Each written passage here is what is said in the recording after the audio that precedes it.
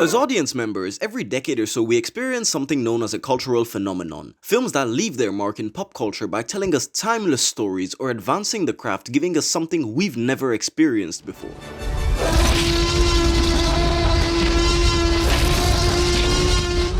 James Cameron's Avatar was the must-see film of the decade when it released to critical acclaim, ushering us into the massive 3D blockbuster era, pushing visual storytelling to new heights and becoming the highest-grossing film of all time. Look at all that cheddar. However, over the years, its reputation slowly faded, now widely panned by most critics and considered the most forgettable worldwide phenomenon by audiences. 13 years later, its sequel has finally arrived, promising a masterpiece of the ages. This is a lie. You have been lied to.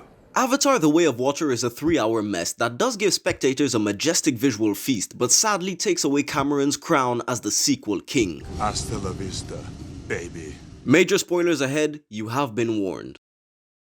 Taking place several years after the events of the first film, Jake Sully and Neytiri have founded a family and settled the Na'vi tribe in the Hallelujah Mountains. All is well until the humans come back to Pandora in hopes of making it a new home for the race as Earth is dying. Fast forward another year and we follow the Na'vi, led by Sully, organize raids against the humans for guns and munitions to better protect themselves. Meanwhile, the army restores the Avatar program by inserting the memories of dead soldiers into Avatar bodies, prompting the return of Colonel Quaritch and his team. Their main goal is to kill Jake, who after a close call decides to move his family far from the tribe, unwilling to fight so he can keep them safe. Jake, Neytiri, Kiri, Loak, Tukitiri, and Neteyam are welcomed by the Metkayina clan, having to improvise, adapt, and overcome to earn their place in the tribe, all the while unknowingly having Quaritch and his team on their backs.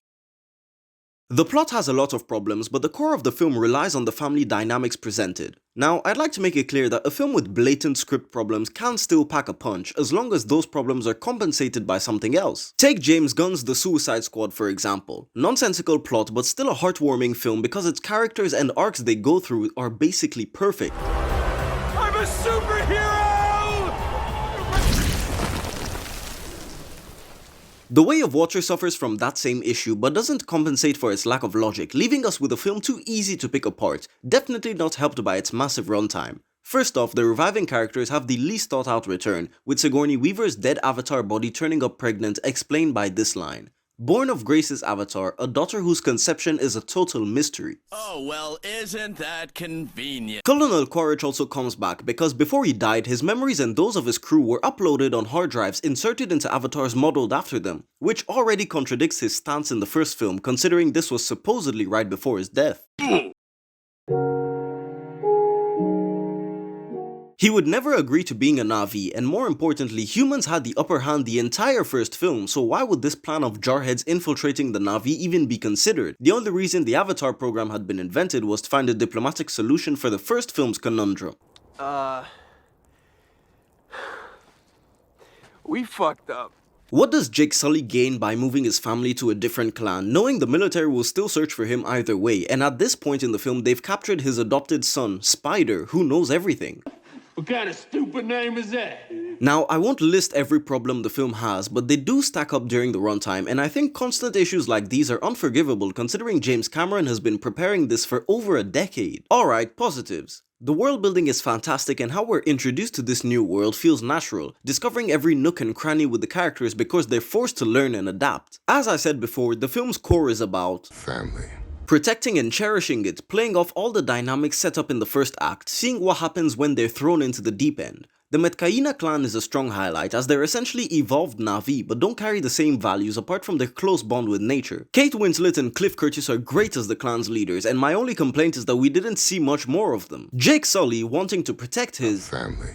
at all costs and not expose them to violence, rules harshly for their own good as he knows his sons will try to live up to his legendary status among the Na'vi, a drastic change from the war hero in the original. Neytiri, who was sadly put on the back burner for the film, also clashes with Jake for leaving their home, while his daughters struggle to find their place in such a different world. The film has lots of moving parts and characters suffer interior and exterior conflicts, but the runtime is padded with visual filler, almost forgetting about the main plot entirely during the second act, to the point where you start wondering how much time is left, killing killing the immersion. Which isn't helped that by the end of the film, every key player is back to the same starting positions shown at the beginning of the second act. Some of the conflicts are better resolved or treated than others, but everyone gets their time to shine, especially the kids. A recent example I can compare The Way of Water to is The Tomorrow War, another blockbuster which, despite its issues, remains a thoroughly enjoyable film that also has family dynamics at its core, but works better due to how concise it is and our constant clear endgame we're working towards, which for a blockbuster aimed at general audiences is a must. The last thing I'd like to mention is the dialogue, which is filled with lots of dudes and bros. You'd think Loak and Neteyam were these two geniuses. 69, dudes! It does feel weird hearing slang in Pandora, but how acceptable it is depends on your personal tolerance. Nonetheless, it does what every great sequel should do. It builds on the original, identifying the problems it had and tries fixing them. Yeah, that's what I'm talking about, bitch. But creates a lot of its own in the process. Unlike the first film, this time we have a lot of characters to juggle, even though you're not overwhelmed because they managed to remain distinct. Even then, I still don't remember any names apart from the returning key players of the first one. We don't see as much of Jake Sully, but every time we do, he remains an example for his family, constantly balancing educating his kids and fitting in with a new tribe, adding a layer of complexity and heart to his character. Sam Worthington does do a better job than the first film, but leaves a lot to be desired, playing the same stoic character he's been for over a decade. Someone was gonna have to take a stand. Someday, someone was gonna have to say enough. This could be that day.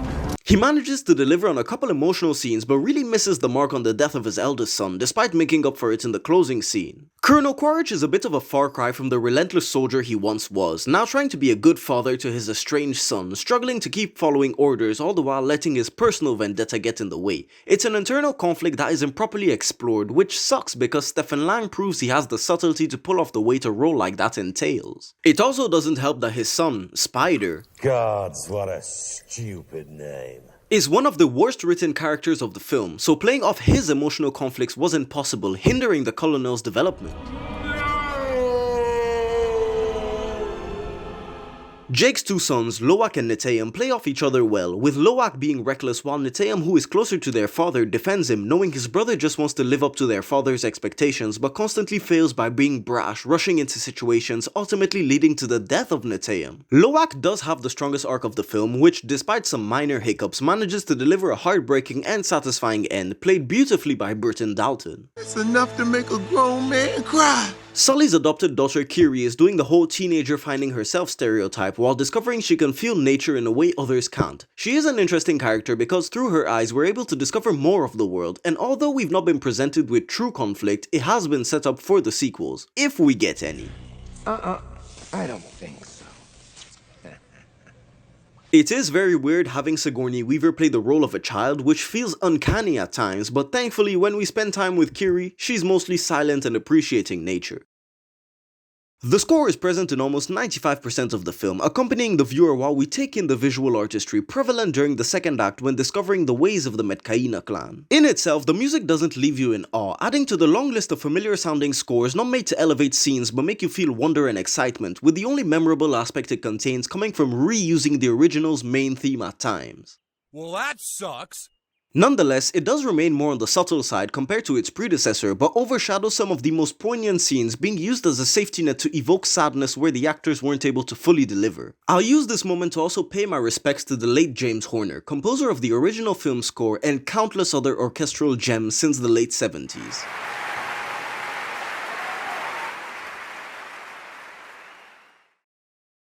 On the cinematography side, I think we can all agree it's a visual masterclass, doing everything to make you feel how alive the world is. If you thought you were going to be blown away, this film will surpass all your expectations once you reach the sea. Never do you realize that what you're watching is CGI, from the people to the wildlife, and most of all, the interactions with water that are mesmerizing to say the least. Oh, that's that good shit. Long takes and wide shots are prioritized, although it doesn't take away from the smaller character moments, managing to make them feel central in such a big world, even when the screen is full of all sorts of creatures demanding your attention. All action sequences are expertly crafted and creative. For example, the final showdown on the burning and sinking ship gives us 3 angles of the same location, keeping it fresh, exciting, and confined. We get Quaritch and Jake on the deck fighting, while Neytiri and Tukitiri escape the flooding interior, with Spider and Kiri trying to make it off the sides. Overall, this film was made as a visual feast, and it definitely fucking delivers. Mighty.